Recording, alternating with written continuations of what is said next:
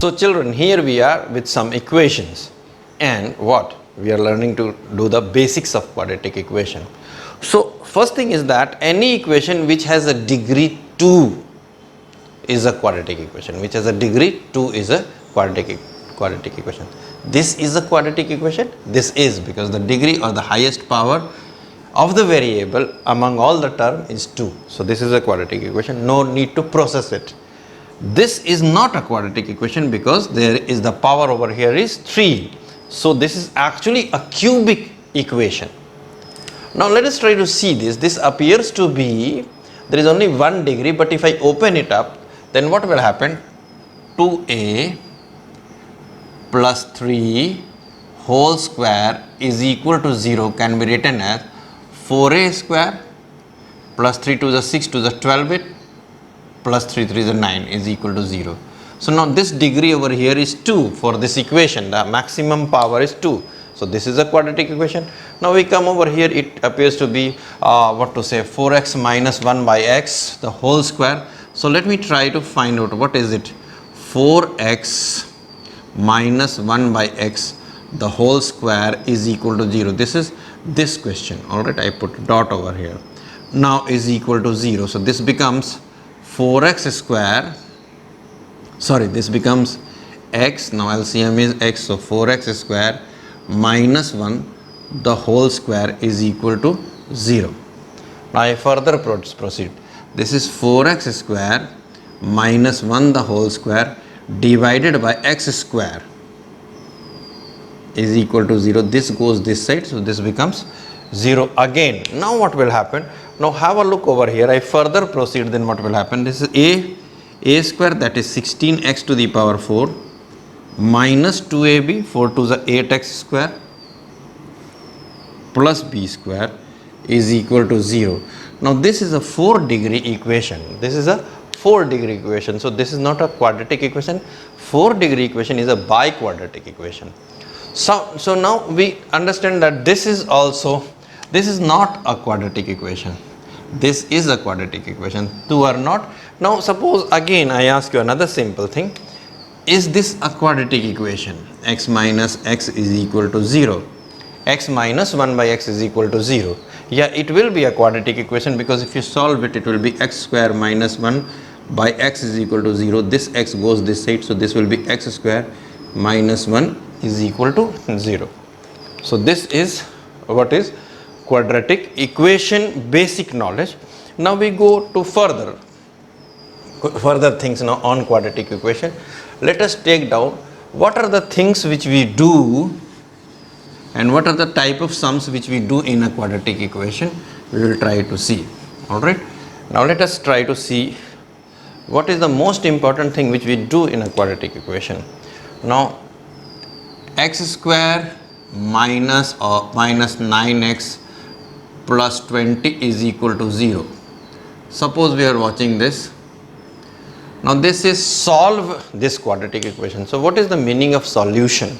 Solution means we are trying to get those values of the variables which when kept in this equation will satisfy the equation. That means हम लोग किसी भी quadratic equation को जब solve कर रहे हैं तो ये वो वैल्यूज x का खोज रहे हैं, या वेरिएबल अगर x है तो x का खोज रहे हैं, y है तो y का खोज रहे हैं, जिसको इक्वेशन में अगर हम रखें तो इक्वेशन वेरिएबल के बदले में अगर उस वैल्यू को रखें तो पूरा इक्वेशन ट्रू हो जाएगा, यानी अगर उसके राइट हैंड साइड में 0 है तो इधर भी 0 आएगा उस वैल्यू को रखने से.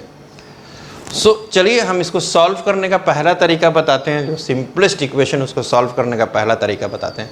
हम लोग को क्या करना है, फैक्टराइज करना पड़ेगा इसको. So we factorise. So x square minus 5x minus 9x minus 4x plus 20 is equal to 0. ये हमारा जो है स्प्लिटिंग द मिडिल टर्म से आ गया.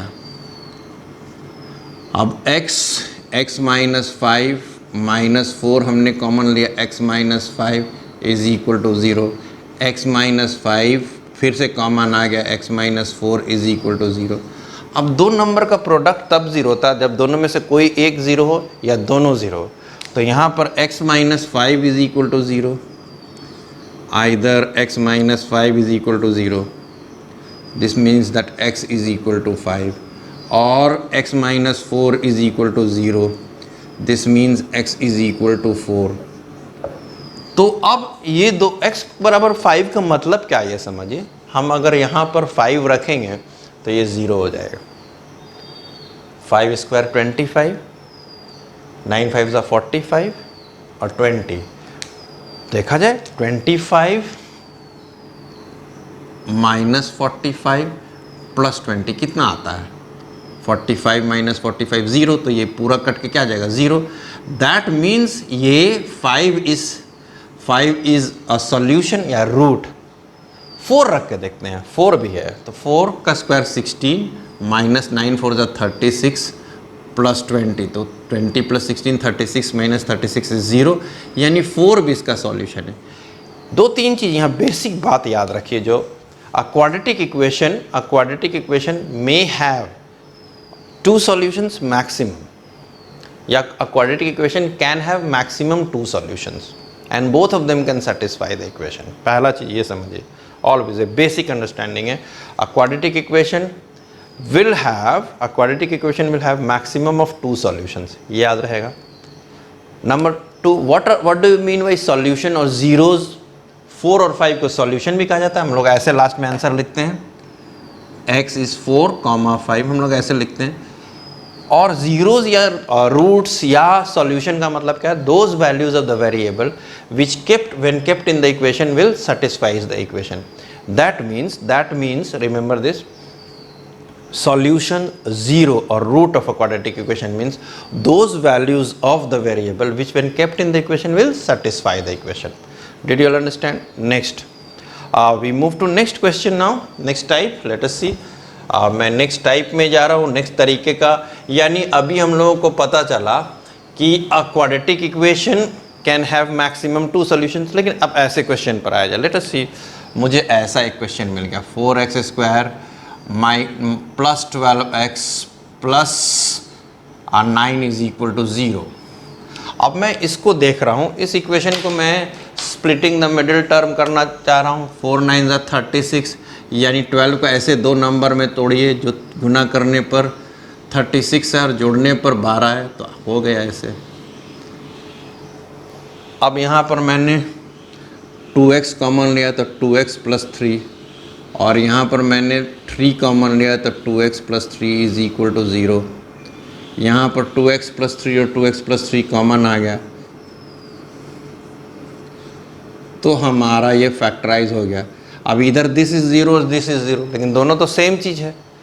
तो 2x प्लस 3 इफ़ इज 0, अगर 2x प्लस 3 0 है तो x इज इक्वल टू -3/2। 100% यहाँ पर x इज इक्वल टू -3/2 आप रख के देखना, वो 0 आएगा। और ये सेकंड वाला भी अगर मैं करता हूँ 2x प्लस 3, तो सेम चीज़, क्यों दोबारा करूँ, लेकिन बस करके कुछ बेसिक बात I want to tell you. यानी नेक्स्ट पार्ट क्या है? फर्स्ट पार्ट क्या था कि a quadratic equation will have maximum 2 solution, it may have 1 solution only. A quadratic equation may have only 1 solution. और ऐसे particular quadratic equation perfect square होते हैं। ऐसे क्वाड्रेटिक इक्वेशन परफेक्ट स्क्वायर्स होते हैं जिसमें सिर्फ 1 सॉल्यूशन होगा। See, this is a perfect square. अगर हम इसको हटा के सिर्फ इसका रूट निकालें तो 2x प्लस 3 इसका स्क्वायर रूट आ जाएगा। So that you have to remember. Now let us see the third possible type.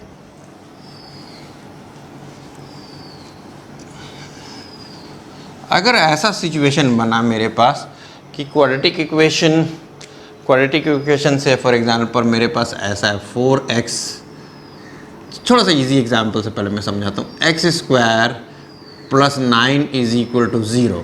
अब ये भी एक क्वाड्रेटिक इक्वेशन है पक्का, क्योंकि इसका डिग्री तो 2 है।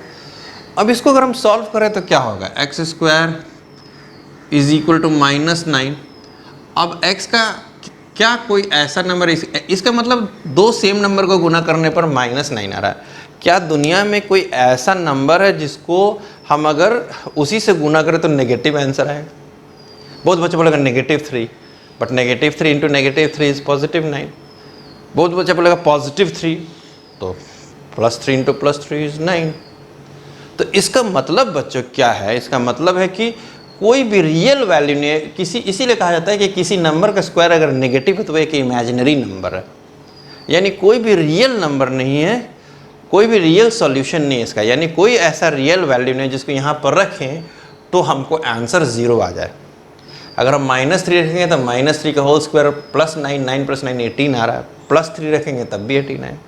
यानी हमने क्या चीज़ सीखा, पहला सीखा हमने क्या, अ quadratic equation may have maximum 2 solution, दूसरा इट में हैव ओनली 1 सॉल्यूशन, और तीसरा इट में हैव नो रियल सॉल्यूशन।